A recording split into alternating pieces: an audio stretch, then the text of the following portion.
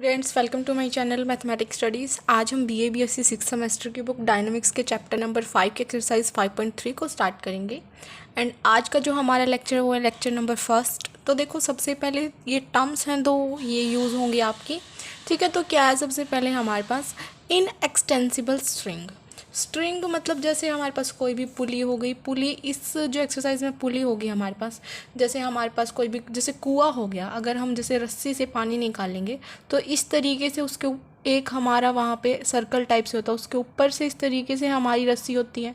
ठीक है, तो जो ये हमारी ये वाली चीज़ होती है ना, जिसकी हेल्प से हम मतलब वहाँ पे जो हमारी रस्सी है वो एक तरीके से स्ट्रिंग का काम करती है। ठीक है, तो जो ये रस्सी होती है उसको ही हम क्या बोल देते हैं, स्ट्रिंग। ठीक है, अब जो स्ट्रिंग है, अब ज़रूरी नहीं है कि जो हमारी स्ट्रिंग है वो एक्सटेंसिबल है या इनएक्सटेंसिबल हो, मतलब दोनों ही तरीके की स्ट्रिंग हो सकती है। अब एक्सटेंसिबल का क्या मतलब है, इनएक्सटेंसिबल का क्या मतलब है। अब जो एक्सटेंसिबल होता है ना, वो हमारा होता है मतलब जिसको हम स्ट्रेच कर सकें।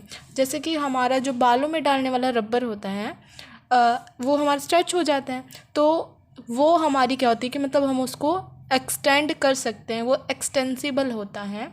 ठीक है, इनएक्सटेंसिबल का क्या मतलब हुआ कि जिसको हम स्ट्रेच नहीं कर पाए, मतलब कर सकते। जैसे हम यहाँ से जैसे स्ट्रिंग लें, पुली के ऊपर से इस तरीके से ये वाली स्ट्रिंग लें। ठीक है, तो ये अगर हम बोलें कि ये जो हमारी स्ट्रिंग है वो स्ट्रेच नहीं हो सकती है, उसका मतलब क्या है कि जो स्ट्रिंग है वो क्या है, इनएक्सटेंसिबल स्ट्रिंग। उसके बाद देखो, फिर हमारे पास एक और टर्म है दे रखी है कि लाइट इनएक्सटेंसिबल स्ट्रिंग। अगर क्वेश्चन में ये बोल रखा है इनएक्सटेंसिबल स्ट्रिंग, वैसे तो बोल ही नहीं रखा अकेला, अगर बोल रखा है तो हम क्या बोलते हैं कि उस स्ट्रिंग का हम मास लेके चलेंगे, मतलब उसको भी ऐड अप करेंगे। बट हमारा अगर लाइट वर्ड दे रखा है, लाइट का मतलब है कि वो बिल्कुल लाइट वेट है, हम उसका जो मास है वो नेग्लेजिबल लेके चलते हैं। ठीक है, तो हमारे पास दो टर्म थी यहाँ पे, एक तो इनएक्सटेंसिबल स्ट्रिंग और एक light inextensible string. Inextensible string वो स्ट्रिंग होती हैं जो हमारी स्ट्रेच नहीं होती हैं, उस स्ट्रिंग को हम बोलते हैं इनएक्सटेंसिबल स्ट्रिंग। लाइट अगर हमारा वर्ड यूज़ हो जाता है तो इसका मतलब जो मास है वो हम क्या कर देते हैं, नेग्लेक्ट कर देते हैं, नेग्लेजिबल ले लेते हैं। ठीक है, उसके बाद हमारे आर्टिकल शुरू होते हैं। फर्स्ट आर्टिकल है, अब जो एक्सरसाइज 5.3 है उसके जो आर्टिकल है वो इम्पोर्टेंट आर्टिकल हैं, एग्ज़ाम में आपके आ सकते हैं। देखो, फर्स्ट आर्टिकल हमारा 5.11.1 है। अब जो फॉर्मूलाज होंगे ना इसके अंदर वो भी आपको लर्न कर लेने हैं, साथ साथ में जो फॉर्मूला हमारे बनेंगे इसके अंदर। ठीक है, क्वेश्चंस में डायरेक्ट यूज़ होंगे तो आपको अच्छे से याद होनी चाहिए, जितने भी आर्टिकल होंगे उनके फॉर्मूला अच्छे से याद होने चाहिए। अब देखो, स्टेटमेंट में क्या है, हमारा इंपॉर्टेंट है ये article. To masses m1 and m2, हमारे पास दो मास दे रखे हैं, एक m1 मास है, एक m2 मास है। जो मास m1 है वो ज़्यादा है m2 से, ये नहीं बता रहा कितना ज़्यादा है क्या, बस ये पता है कि हमारा जो m1 मास है ना वो m2 से ज़्यादा है। Are suspended by a light inextensible string. Light inextensible का क्या मतलब है हमारा, मतलब हमें जो स्ट्रिंग का मास है वो नहीं लेना है। Light inextensible and flexible string which passes over a smooth fixed and light pulley. एक पुली हमारे पास है, ठीक है, इस तरीके से एक हमारे पास क्या है, पुली। दो मास दे रखे हैं m1 और m2 जो कि सस्पेंड किए गए हैं पुली के ऊपर से, over a smooth fixed and light pulley. मतलब ओवर आ का क्या मतलब है कि इस पुली के ऊपर से हमारे पास दो मास इस तरीके से सस्पेंड किए गए हैं। ठीक है, इस तरीके से हो गए। अब अगर मास m1 है तो मतलब हमारे पास कोई भी चीज़ लगा लो इस तरीके से, हमें दो मास लटकाने हैं। ठीक है, एक तो हल्की चीज़ है थोड़ी, एक भारी चीज़ है, तो जो भारी वाली चीज़ होगी वो ज़्यादा नीचे की तरफ जाएगी, हल्की वाली ऊपर रहेगी। तो सिमिलर यहाँ पे जो m1 मास है वो ज़्यादा है, तो हम यहाँ पे जो m1 मास है वो यहाँ पे लेंगे हमारा नीचे वाली तरफ m1 लेंगे और ऊपर वाली तरफ हम क्या ले लेंगे, m2। ठीक है, जब मास लेंगे। अब उसके बाद देखो क्या बोल रखा है, to find the motion of the system, हमें मोशन बताना है सिस्टम का। The tension in the string, string में टेंशन बतानी है। And the pressure on the pulley, और पुली पे कितना प्रेशर होगा वो हमें ये सारी चीज़ इसके अंदर निकाल के बतानी है। दो मास दे रखे हैं, एक m1 मास है, एक m2, जहाँ पे जो m1 मास है वो ज़्यादा है, वो सस्पेंड कर रखे हैं over a light inextensible and flexible string which passes जो कि हमारे bye a light inextensible string से हमें वो मास कनेक्ट कर रखे हैं और उसके पुली के ऊपर से वो लेके गए हैं हम to find the motion of the system. System का हमें मोशन बता देना, ये सारी चीज़ें हमें निकाल के बतानी है। ठीक है, तो ये थी हमारी स्टेटमेंट। अब जैसे 5.2 के अंदर मैंने आपको सिखाया था, वैसे सिमिलर तरीके से हम यहाँ पे देखेंगे। अब अगर एक ही स्ट्रिंग है तो जो हमारी टेंशन है वो हमारी सेम ही मतलब पूरी स्ट्रिंग में टेंशन सेम तरीके की रहेगी। ठीक है, अगर इस तरीके से ये टेंशन भी टी होगी, ये भी इस तरीके से। ठीक है, अब देखो क्या है, हमारा जो मास m1 है वो नीचे की तरफ लग रहा है, राइट। मतलब मास है वैसे तो नीचे की तरफ ही लगेगा, दोनों मास है हमारे नीचे की तरफ लगेंगे, तो ये हमारा किस तरीके से हो जाएगा m1g, और ये हमारा क्या हो जाएगा m2g, क्योंकि नीचे की तरफ लग रहा है, मास है।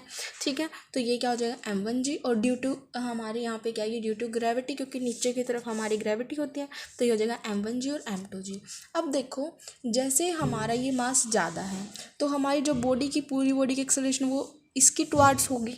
ठीक है, तो यहाँ पे तो हमारा क्या होगा एक्सेलरेशन m1f। ठीक है, और ये वाला मास क्योंकि ये वाला हैवी है तो हमारी इस तरीके से होगी कि जो हमारी ये वाली बॉडी है ऊपर जाएगी, राइट, क्योंकि ये वाला हैवी है तो ये तो नीचे आएगी, लेकिन ये वाला क्या है हमारा लाइट वेट है, तो इसका जो एक्सेलरेशन होगा वो इस तरीके से होगा m2f। ठीक है, एक बार और देखो क्या है, एक हमारे पास पुली थी, स्ट्रिंग से कनेक्ट कर रखे दो मास, एक m1 एक m2। अब क्योंकि हमारे मास है एक्ट तो नीचे की तरफ ही करेगा ड्यू टू ग्रेविटी वाला, तो ग्रेविटी वाले तो हमारे दोनों हमने इस तरीके से लिख दिए m1g और m2g। अब m1 हैवी है तो हमारी एक्सेलरेशन नीचे की तरफ इस साइड की तरफ होगी, तो यहाँ पे तो m1f आएगा, क्योंकि एक्सेलरेशन इस साइड की तरफ होगी तो ये चीज़ तो ऊपर ही जाएगी ना, क्योंकि ये कनेक्टेड इस तरीके से है, ये एक इसके ऊपर से इस तरीके से आई हुई है, तो अगर ये चीज़ नीचे आएगी तो ये तो ऊपर ही जाएगी, तभी तो ये पूरा नीचे आ पाएगा, राइट। तो ये जो हमारा होगा वो क्या होगा इस तरीके से m2f, और यहाँ पे ये हो जाएगा m1g, मतलब m1f नीचे की तरफ और ये ऊपर की तरफ। ओके, अब देखो यहाँ पे ये एक साइड की लेंथ आप x ले लो, एक साइड की y ले लो, तो टोटल हमने ले ली l, तो x प्लस वाई है जो किसके इक्वल हो गया l के इक्वल हो गया।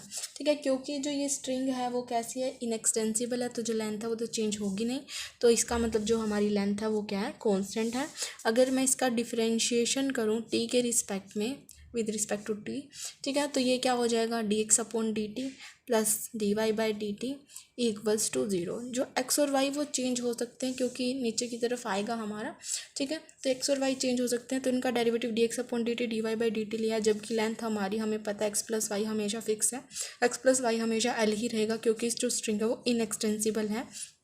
इसका मतलब l फिक्स है, वो चीज़ कांस्टेंट का डेरिवेटिव 0, इसका dx अपॉन dt, इसका dy बाई डी टी। अगर यहाँ से dx अपॉन dt की वैल्यू निकालेंगे तो क्या आएगा minus of dy by D T, तो ये वैल्यू हमारी इस तरीके से आ गई। अगर दोबारा से डिफ्रेंशिएशन कर दें विद रिस्पेक्ट टू t, तो ये हमारा क्या हो जाएगा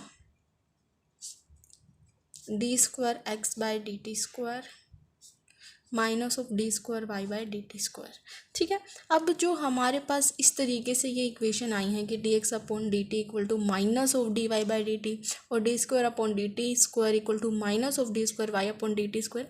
अब ये क्या चीज़ रिप्रेजेंट कर रही है हमें, ये चीज़ कि जो ये हमारी वेलोसिटी होती है एक्सेलरेशन होती है। ठीक, एक बार डेरिवेटिव कर दे टी के रिस्पेक्ट में तो वेलोसिटी, दो बार कर दे तो हमारी एक्सेलरेशन।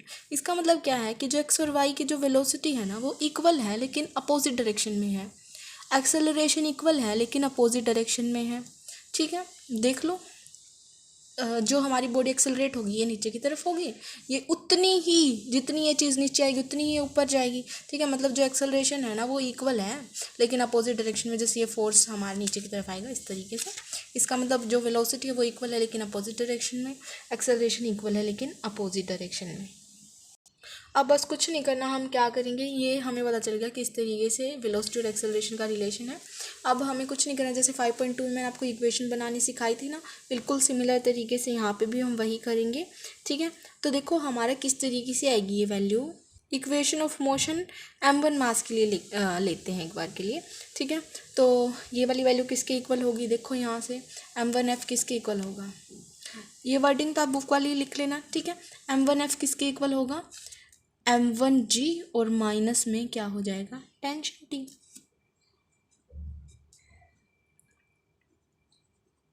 अगर यही इक्वेशन मैं m2g के लिए लूँ तो m2f किसके इक्वल हो जाएगा हमारा यहाँ से,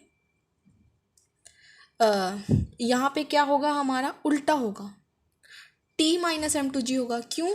क्योंकि ये चीज़ ऊपर की तरफ जा रही है, ऊपर की तरफ जाएगी तो t ज़्यादा है यहाँ पे एम टू जी से, तो t minus of M two G हुआ। यहाँ पे m1g माइनस टी हुआ, क्योंकि ये चीज़ नीचे की तरफ आ रही है तो m1g माइनस टी होगा। ऊपर की तरफ जा रही है तो t माइनस एम टू जी होगा। ये बात मैंने आपको वैसे लास्ट एक्सरसाइज के अंदर अच्छे से बता रखी है, एक बार और देख लो क्या है कि, क्योंकि इंपॉर्टेंट आर्टिकल है। m1 जो f है, m1f, ये इसकी वैल्यू निकालनी है हमें, m2f निकालना होता है हमेशा। यही वैल्यू इस तरीके से यहाँ से ही देखते हैं हम, क्योंकि हमें यहाँ से फॉर्मूला एक्सेलरेशन का बनाना है।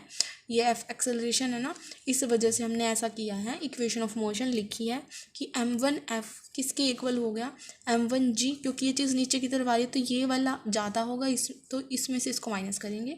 सिमिलर अगर मुझे m2f निकालना है तो ये चीज़ तो ऊपर की तरफ आ रही है तो ये वाली चीज़ ज़्यादा होगी, t माइनस ऑफ m2g कर देंगे।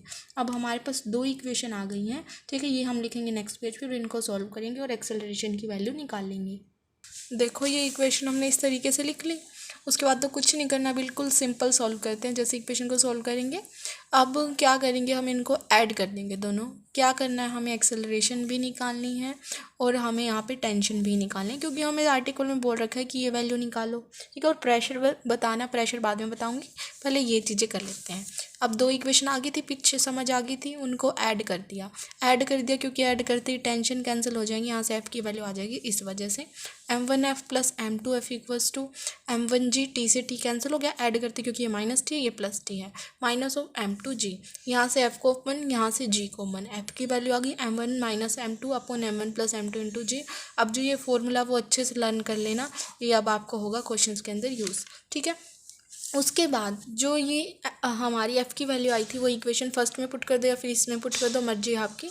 तो हमने यहाँ पे पुट कर रखा है m1 इंटू एफ़ की value equal to m1g minus of टी, m1 का square minus of m1 m2 upon m1 plus m2, ये चीज़ इधर आ गई तो माइनस ऑफ m1g हो गया, लेकिन g यहाँ पे भी था, यहाँ पे भी, तो बाहर कॉमन ले लिया, equals to minus of t हो गया। m1 का square minus of m1 m2 minus of m1 का square minus of m1 m2 upon m1 plus m2 into G equal to minus of t। ये term cancel, ये same term थी तो minus of 2 m1 m2 upon m1 plus m2 into G equal to minus of t, minus से minus cancel, तो ये हमारा आ गया 2 of m1 m2 upon m1 plus m2 into G equals to T. तो ये हमारी क्या होगी, टेंशन। अब हमें पता चल गया कि इसके अंदर एक्सेलरेशन कितनी यूज़ मतलब हुई है, कितनी टेंशन लगी है, ठीक है। तो ये सब चीज़ें हमें निकालनी थी। एक चीज़ और थी इसके अंदर, बोल रखा था कि प्रेशर और बताओ। अब जो प्रेशर है हमारी स्ट्रिंग के ऊपर वो कितना लगेगा, एक मिनट। देखो प्रेशर किस तरीके से निकालते हैं हम, जैसे अगर हमारी इस तरीके से पैरेलल हो ना स्ट्रिंग, जैसे ये पैरेलल है, तो जो हमारी टेंशन है ना उन दोनों को ऐड कर देते हैं। यहाँ पे भी टी टेंशन लग रही है, यहाँ पे भी टी टेंशन लग रही है, तो इन दोनों को हम क्या कर देंगे, ऐड कर देंगे। तो जो हमारा प्रेशर है जिसको हम रिप्रेजेंट करते हैं आर से, वो क्या हो जाएगा, T plus T that is 2t। 2 into T की वैल्यू क्या आई थी यहाँ पे हमारी, ये 2 of m1 m2 upon m1 plus m2 into G, तो ये हो गया हमारा 4 of m1 m2 upon m1 plus m2 into G, and this is our required pressure, ठीक है। तो प्रेशर भी हमें निकालना आ गया। उसके बाद आपकी बुक में क्रोलरी दे रखे हैं, दो क्रोलरी दे रखे हैं, वो और कर लेते हैं।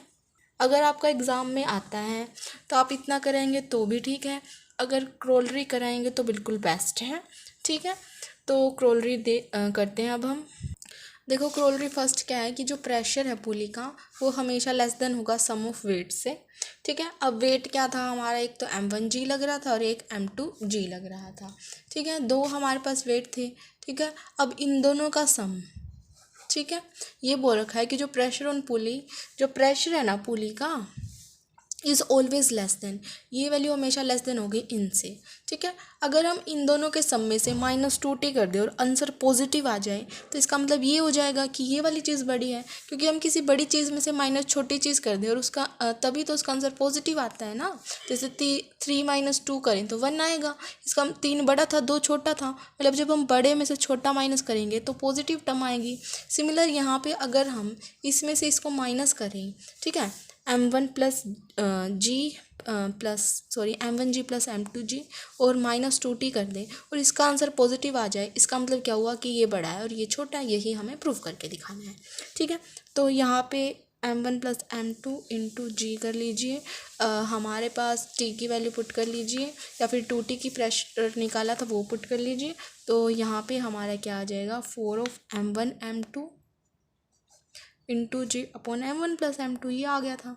एलशियम m1 प्लस m2 का whole square g -4 m1 m2 into में g अपॉन में m1 प्लस m2। ठीक है, इसको ओपन करो, m1 का स्क्वायर प्लस m2 का square plus 2m1 m2 -4 m1 m2, क्योंकि यहाँ पे भी जी था यहाँ पे भी, तो बाहर जी ले लेते हैं हम m1 प्लस m2। इसमें से ये माइनस हो गया तो 2 ऑफ m1 m2 हो जाएगा और ये क्या हो जाएगा m1 माइनस m2 का होल स्क्वायर। तो m1 माइनस m2, क्योंकि m1 का स्क्वायर प्लस m2 का square minus of 2 m1 m2 होता है, m1 माइनस m2 का whole square upon m1 plus m2 into में जी। ठीक है, अब देखो किसी भी चीज़ का स्क्वायर करें वो तो पॉजिटिव होती है, जी की वैल्यू भी हमारी कोई फिक्स वैल्यू है जैसे 9.8 वो भी फिक्स है। m1 प्लस m2 ये तो है ही, दोनों मास हैं और प्लस किए गए हैं तो पॉजिटिव, इसका मतलब ओवरऑल टर्म क्या आई है हमारी पॉजिटिव आई है। इसका मतलब क्या हुआ कि ओवरऑल टर्म पॉजिटिव आई, तो जो m1g प्लस m2g है ना वो ग्रेटर देन है किससे 2t से। तो हमारी फर्स्ट क्रोलरी हो गई प्रूफ। देखो second corollary, the tension in the string is equals to weight which is the harmonic mean between the weight. जो टेंशन है वो इक्वल दे रखा है वेट के, इसका मतलब जो हमारी टेंशन और वेट अब की बार हम इक्वल लेके चलेंगे, T इक्वल टू mg हम इस तरीके से लेके चलेंगे। ठीक है, उसके बाद इन्होंने क्या बोला है कि हमारा जो यहाँ पे आंसर आएगा वो हार्मोनिक मीन होगा दो वेट्स का। ठीक है, तो दो वेट का हार्मोनिक मीन होगा, ये हमें यहाँ पे बताना है। अब ये देखो पहले हार्मोनिक मीन क्या होता है, जैसे हमारे पास 3 टर्म ले ली A B C, इनका रेसिप्रोकल करो 1/A 1/B 1/C, बीच वाले का डबल साइड वाले के सम के इक्वल आ जाए, तो ये होता है हमारा हार्मोनिक मीन कि रेसिप्रोकल बीच वाले का डबल उन दोनों के सम के इक्वल हो, तो वो होता है हमारा हार्मोनिक मीन। ठीक है, यहाँ पे देखते हैं अब, जैसे इसका कहने का मतलब ये है कि जब इस क्वेश्चन का आप आंसर मतलब अब इसको सोल्व करते जाओगे ना तो इस तरीके की टर्म बननी चाहिए आपकी। ठीक है, तो यही है हमारी क्रोलरी सेकंड। तो टी की वैल्यू पुट कर दो 2m1 m2 into G upon m1 plus m2 equal to mg।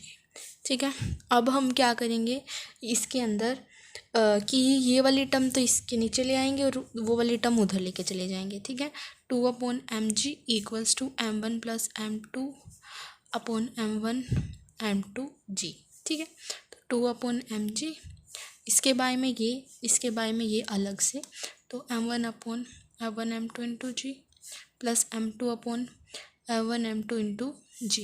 m1 से m1 कैंसिल, m2 से m2 cancel, 2/mg equals to 1/m2g plus 1/m1g आ गया ना। देखो एक का डबल और दो हमारे बाकी इस तरीके से एडिशन में, तो यही होता है हमारा हार्मोनिक मीन। तो बोल रखा था कि टेंशन और हमारा इस तरीके से वेट इक्वल हो जाए ना तो हार्मोनिक मीन होगा बाकी के 2 वेट्स का। तो ये m1 m2 2 वेट हो गए, उन दोनों का हार्मोनिक मीन होगा ये। ठीक है, तो ये था आपका आर्टिकल फर्स्ट इस एक्सरसाइज का। जो सेकंड आर्टिकल है वो बिल्कुल सिमिलर तरीके का होगा, अगर ये वाला समझ में आ गया तो दूसरा अच्छे से समझ आ जाएगा। ठीक है, तो ये अच्छे से कर लेना। जो नेक्स्ट आर्टिकल है वो हम नेक्स्ट लेक्चर में करेंगे। Thank you guys for watching my video, please do like share and subscribe to my channel. Thank you so much.